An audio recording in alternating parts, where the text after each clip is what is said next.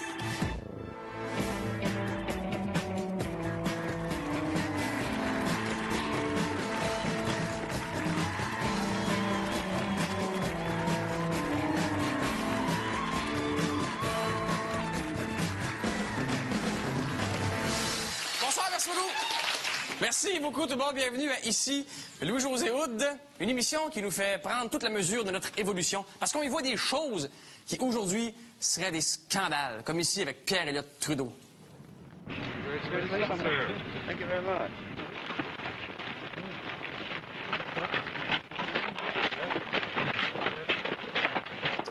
Ça a été filmé un 26 décembre. Puis Justin, il est en short. Le gars gouvernait un pays, pas capable de trouver une paire de coton ouaté.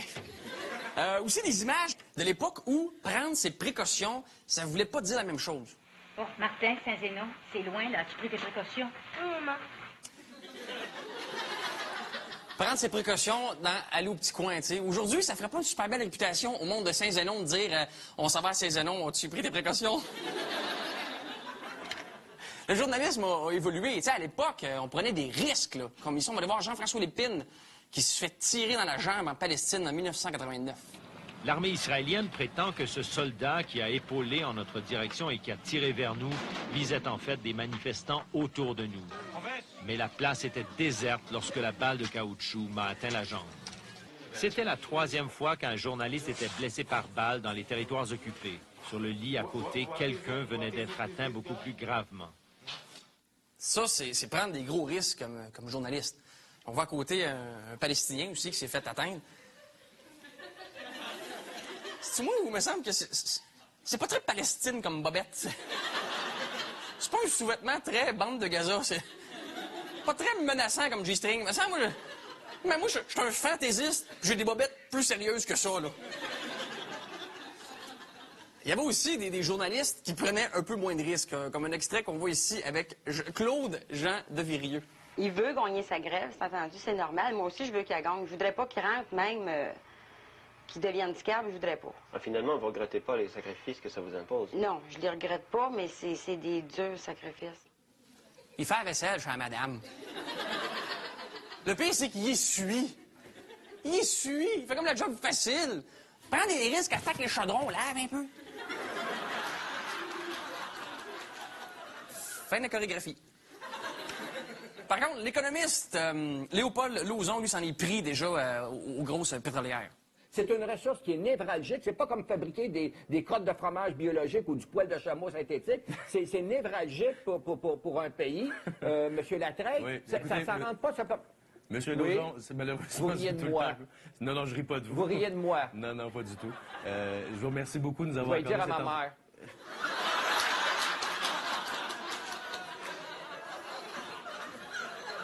Pas besoin, je suis sûr qu'elle écoute et elle est super fière. Heureusement, la publicité a évolué un peu. On va aller voir quelque chose qui date de 1982, qui est une pub de Labatt Légère, qui, d'après moi,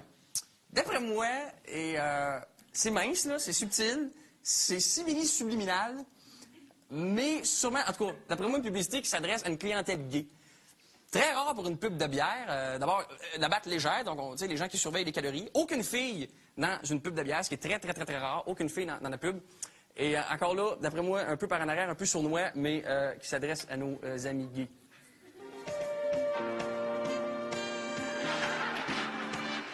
En France,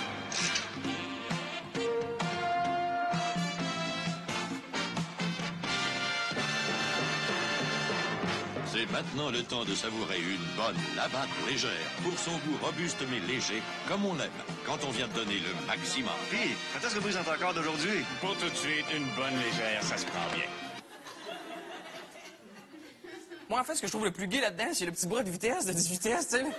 Là, on fonce. Tu sais, normalement, tu vois une espèce de bras de vitesse de char ou un avion. Et là, on fonce.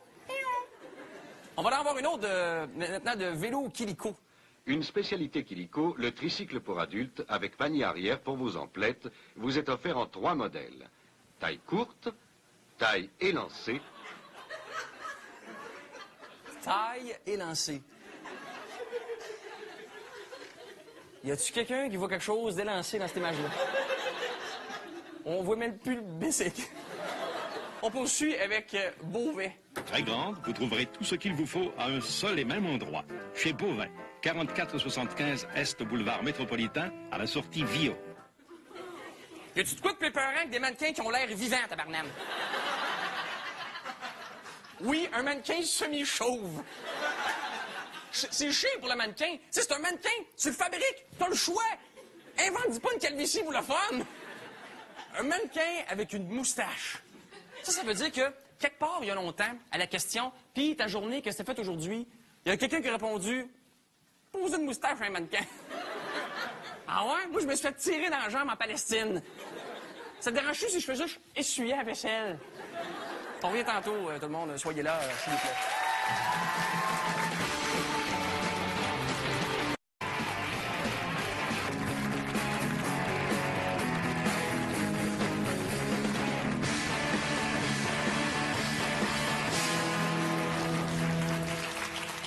Merci beaucoup. Alors, notre invité ce soir... Notre première invitée, voici de quoi elle avait l'air à mon âge. Et le voici, à peine 5 ans plus tard, mesdames, messieurs, Guylaine Tremblay.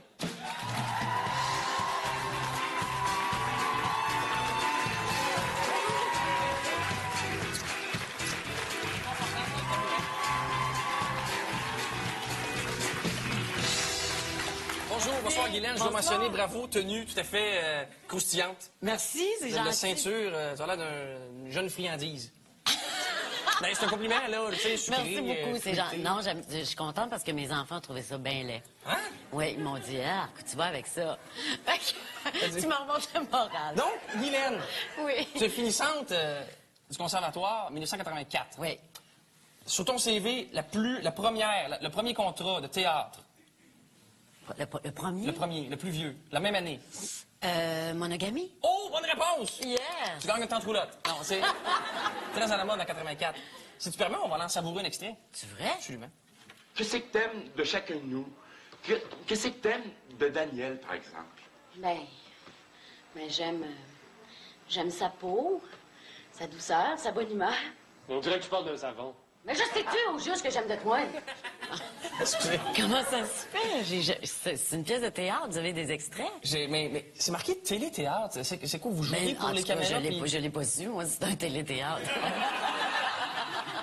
Il y a un chèque là, qui flotte quelque part. Ouais. J'ai jamais vu ça. Ah non? Ben non. Plus tard, après ça, par exemple, dans les années 90, tu deviens très connu avec des rôles super punchés et intéressants dans plein de sitcoms et de séries. Et là, on te sollicite soudainement pour faire de la pub. Ton premier contrat de pub était...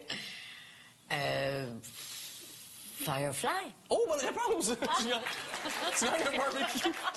C'est comme un quiz d'entrevue depuis le début. Alors, prenez-vous les vacances cet été, Guylaine? Donc, on va aller voir un extrait de 1995, une publicité de Firefly. Oui, oui. Je pense que moins ils ont confiance en leurs produits, plus ils ont besoin de la grande star avec les grandes jambes.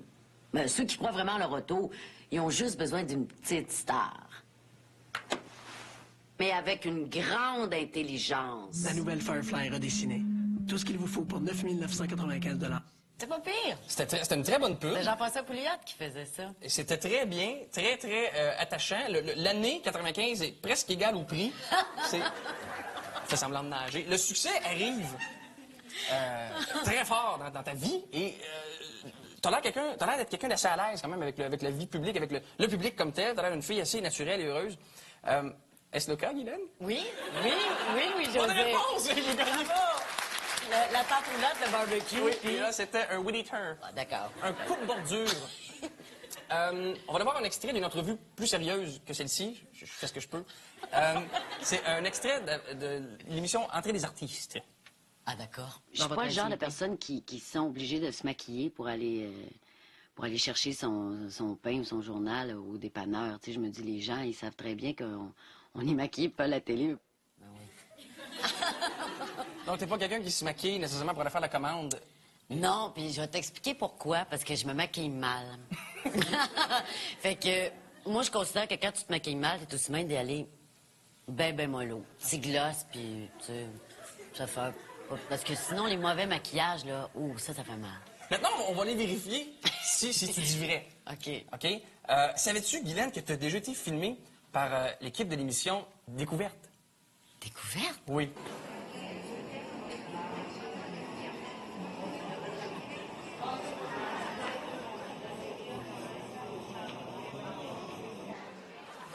Qu'est-ce que je faisais là? Écoute, c'est bien spécial. Ça non plus, j'ai pas été payé.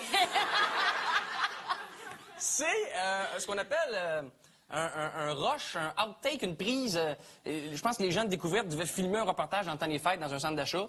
Et puis à un moment donné, ils se plantent là, puis un reportage, et puis ils doivent filmer du public. Et toi, t'aurais, en fait, passé. J'étais allé sniffer. T'es allé sniffer un parfum.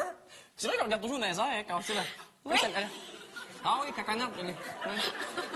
Fait que t'as jamais vu ça? Ben, voyons donc, jamais de la vie, mais non. Ben non, fait que, ben c'est ça, encore une fois, un maquillage sobre. Là, tu t'as la preuve, c'est vrai. C'est ça, donc t'es pas une personne maquillée. honnête, c'est très bien. Pas maquillée. Je fais dur, mais je suis honnête. Non!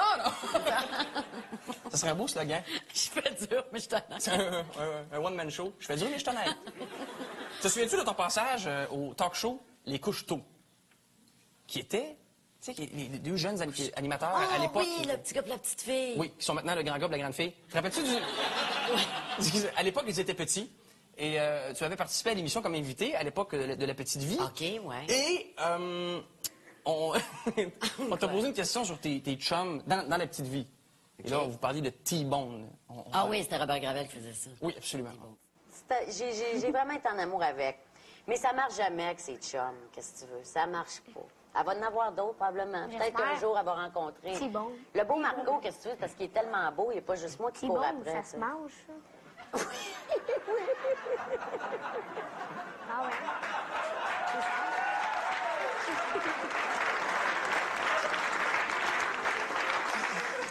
Mais finalement, oui. Moyen, non.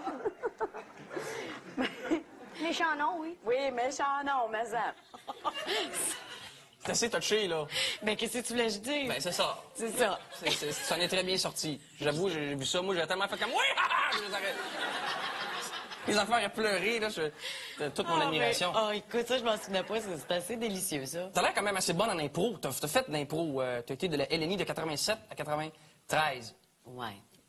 T'as-tu pris une sabbatique? Non, mais je m'en souvenais pas des années exactes. Ah ouais, moi, j'étais là. Et, as-tu un souvenir particulier de ton passage à la LNI? Ah oui, j'ai fait perdre mon équipe en demi-finale parce que je me suis trompée dans les prénoms.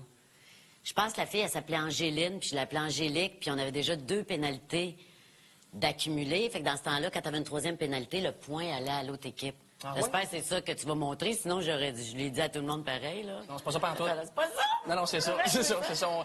J'ai pleuré pendant une semaine.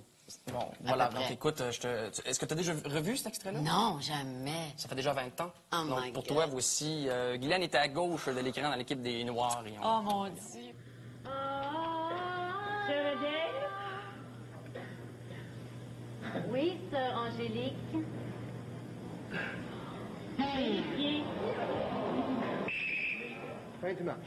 Fin du match. Le match est joué sur une erreur de nom, sœur Angèle, sœur Angélique. Confusion ici aux joueurs. Et Guylaine Tremblay ne se le pardonnera jamais. Oh, c'était triste. Puis là, après, tu sais, j'étais bien découragée. Puis je m'en vais peut-être un mois après au Mexique. Puis j'étais à Cancun, puis je me fais griller, puis... Hey, c'est toi qui as fait battre ton équipe! Oui, c'était à la TV, qu'est-ce que tu veux, tu sais. T'as pleuré pendant une semaine.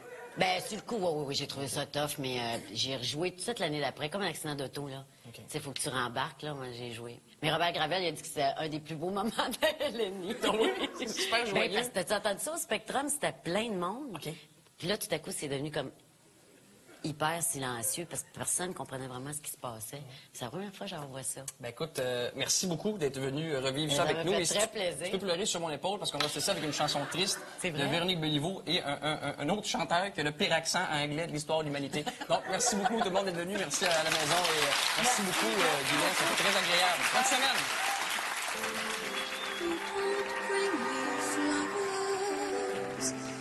Don't sing me love songs.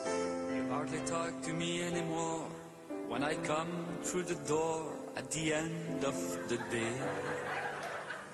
I remember when you couldn't wait to love me, used to hate to leave me.